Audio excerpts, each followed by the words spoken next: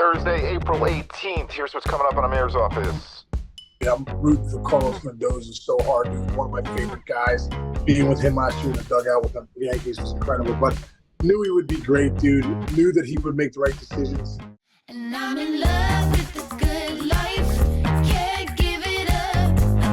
Make it to the top. Keep climbing. I wanna live it up. The good life. I'm coming up. I'm coming up. The good life. Good life. Oh, good life. Good life.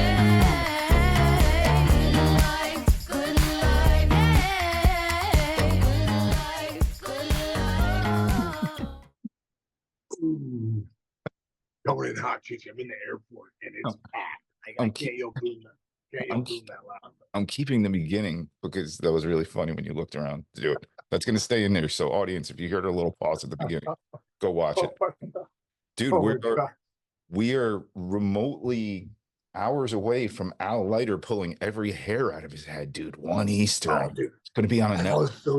I was so stressed out right now. It's not even funny, dude. I'm sure Lori's stressed, the whole family, kids, and it's so cool, though, man. It's so great for him. Did you see that article on MLB.com with the article on Volpe? Volpe and obviously with them, Barton, but him and Jack growing up together and stuff, which is really cool. But they're saying Volpe's gonna just find a place to watch the game today, sit back, nothing to do. How cool is that to watch one of your buddies in the big leagues, dude? I was fortunate, not as best a friend like probably Jack and Volpe are, but another guy I played like American Legion ball with. He was one of we were on the same team together. We didn't play varsity together, but we were like, I was a sophomore, he was a senior with Kevin Ory. You remember Kevin Ory? Yeah, third baseman for the Cubs and stuff. Sure. So like, just following his career was kind of cool for me to see him in the big leagues. And when I got to the big leagues, it was kind of a cool thing for us, like growing up together and, playing against each other, playing on the same team. Like I said, we weren't as close as Jack and Volpe. right. But just to have somebody from your same high school playing the big leagues, that's a big deal.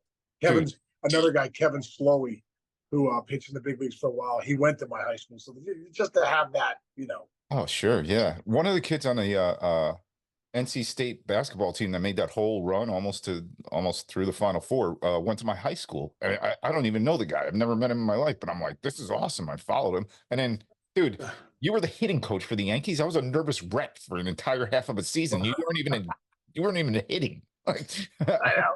I cannot imagine what Al is going through right now. Yeah. You live well. I'm sure he's so proud, so excited. Anytime you watch your kids, dude, it's times 20. You feel more nervous time. Yeah, it's just another level. I've never done it in big leagues, even watching Jake and Andrew in Division I baseball. Terrifying. Yeah. Well, speaking of Volpe, by the way, dude, this is what you want to see out of a very young player who's having success. Last night, 0 for 5. Guess what? 9th inning, game-saving play up the middle that I would argue is already on his highlight reel for his career. It was nasty, sliding, whatever. Stanton, huge bomb to kind of like make it feel like they could pull that game off. Judge struggling, not doing well. Boom, game-winning hit, and then Volpe makes that play, dude. They're a tough team. I'll say that. so huge. Yeah, and Soto looks good again, but Stanton, just having Stanton be close to what he was a couple years ago is so big for them, man. That's his 5th home run, crushed one. Just looks so good out there. And then for Judgy to come through with that big hit, down the third base line, scores 2, and they end up winning that game. But you're right. At the end of the day, when you're in the big leagues and you can't do something with your bat, you throw it 0 for 5 out there like Volpe, but you can make a play, do something to help the team win. Whatever it is, steal a base, make a play in the field. Whatever it is, if you don't bring your bat that day, make a play. And that's what I love about Volpe. That's why he's the best shortstop in baseball. He's not bringing his at-bats to the field, dude. He's still making plays, still doing his thing. And that was really a team win, man, yesterday. I love it. By the way, there's one thing that Stanton doesn't look good doing right now. And when he was rounding second and third and scoring on that one play the other night, I sent you a video. Oh, Sean's at an airport, by the way, guys. Don't worry about it. Pilots just arrived. Don't show him. That's probably illegal. Sorry. Dude, did you see Stanton rounding second and scoring? Right? He was literally going 1.5 miles per hour around, and then Dude, the catcher drops the ball. That was one of the funniest plays. Bro, I'd rather have Stanton run like that the rest of the year and stay in the lineup than Yep. freaking Yeah. score and blow out. Yeah, they So- should. He's like Lords of London. The toughest part is toughest part is Louis Rojas, the third base coach, because you're like, all right, man, go ahead. I'm sending it. As soon as you wave that arm, you're hoping he gets there. So, And like then I the said, catcher dropped the ball. I'd rather see Stan get thrown out Healthy. 10 times in a row than blow out a handy. I completely agree. The way he's Anyway. swinging it right now, dude, if that bat's going to be game changing. Yeah. By the way, super quick, Juan Soto 3 for 3 with 2 walks, dude. It's unbelievable, dude. He's changed. He is a defining thing in a lineup. He's changed everybody on the team. He's changed everybody on the team.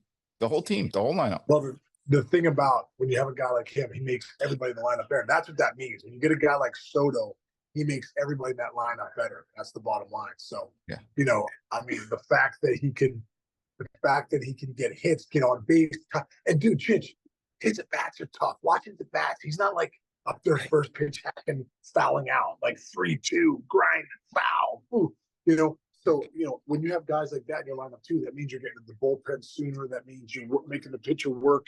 You're getting traffic on base. You're getting the pitcher out of the stretch. I mean, a guy like that does so many things that don't show up in the box score.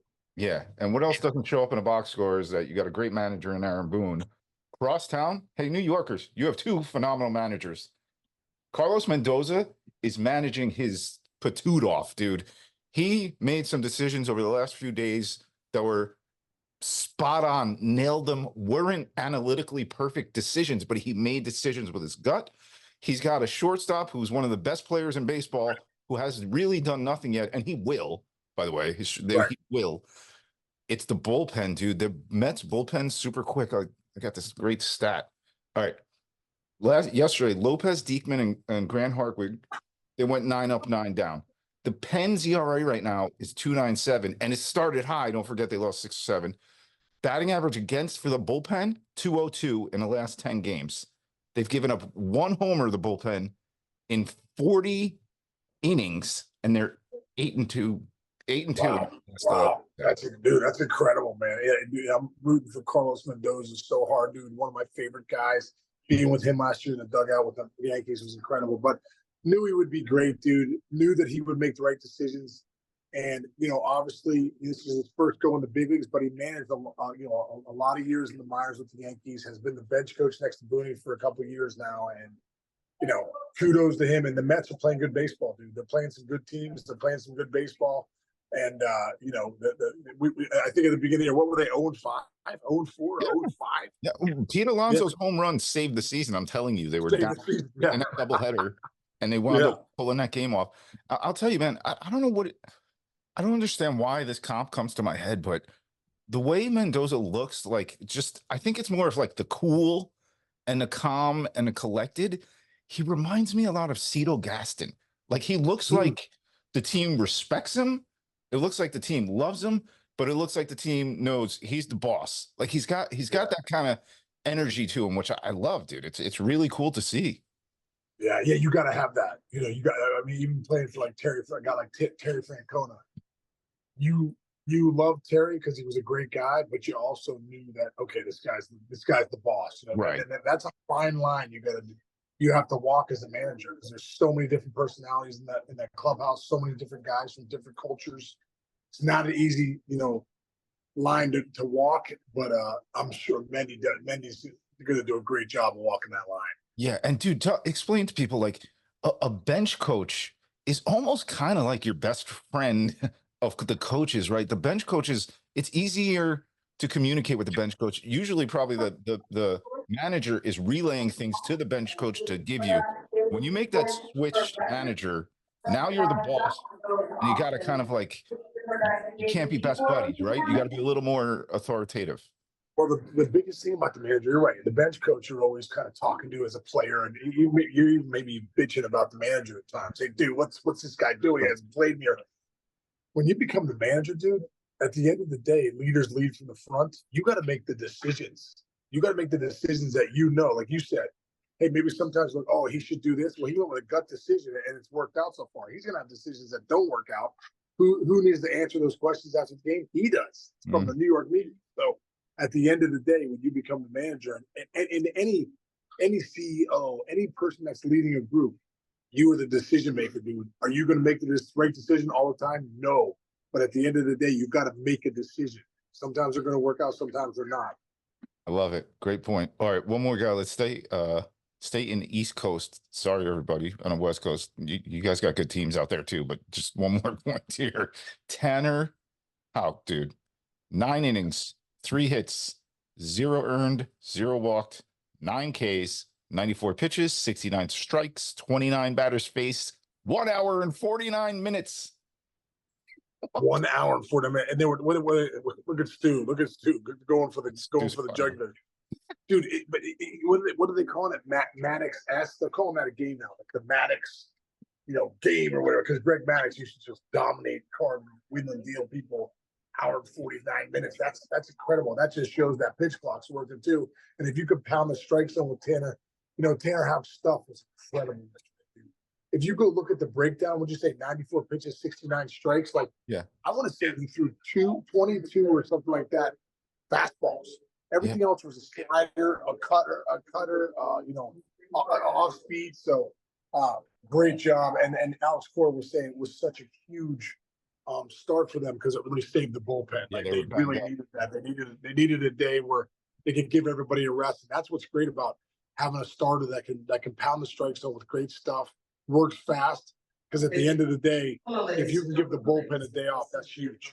Yeah. By the way, at this moment, every team in the AL East is above 500. Every team in the AL East. It's a hell of a division, dude. And the Yankees and Orioles, forget about that division is so good. Once again, you're like, wow, how's the East going to be? Like, almost like if you're playing in the East, you have to be loaded, dude. That's why you see a lot of the big free agents sign with the East, because they know you can't not be loaded and play in the East. Yeah, that's good stuff, man. That reminded me of a game. There was a game, you were a player at the time, so you might not remember this, but they used to have all the Braves and Cubs games and stuff on TBS or Turner, whatever it was back in the day. I watched a day game once where Greg Maddox, he gave up 1 hit. It was a home run, and he threw like 82 pitches, and it was like less than 2-hour game. Reminds me so much of that. Like, I almost argue like this game this kid pitched last night, I think he pitched better than, I would say, 60% of the no-hitters that have happened in baseball. It was that much. It was almost like more dominant than a no-hitter. Some guys have like 6 walks, 7 walks. He was so. You're right. He was absolutely dominant. And what did he face? 29 batters, 2 over the minimum. He faced 2 over the minimum. So it's 27 is obviously a perfect game. So he faced 29, which is basically like, how many times have you seen a no-hitter where a guy has 4 walks, 6 walks, 8 walks? Yeah, you're right. So he faced 2 batters over the minimum. He was so close to a perfect game. So nice. No, it's pretty incredible. Pretty incredible. All right, you got to get in the air. I got to go watch Jack Leiter. You got to put it on the Let's do it, dude. This is gonna be a great day. All right, man. Baseball's in a great place today, man. We're in a good place. Great place, dude. Yeah. Right now. Lock into Jack Leiter today. Hopefully, we can get a chance to talk about a great start he has today, and we can talk tomorrow in many, many years. Al, good luck, dude. Good luck. I know you're sweating it out, but you're gonna be okay, man. You're gonna be okay. Lock it in. All right, Casey. Love it, brother. Hey, everyone out there. Thanks for listening. Appreciate it. Sorry we couldn't give you the big boom to start the show, but I don't want to get arrested here in the air. The dollars here. All right, Casey. Love you, brother. I'll talk to you tomorrow.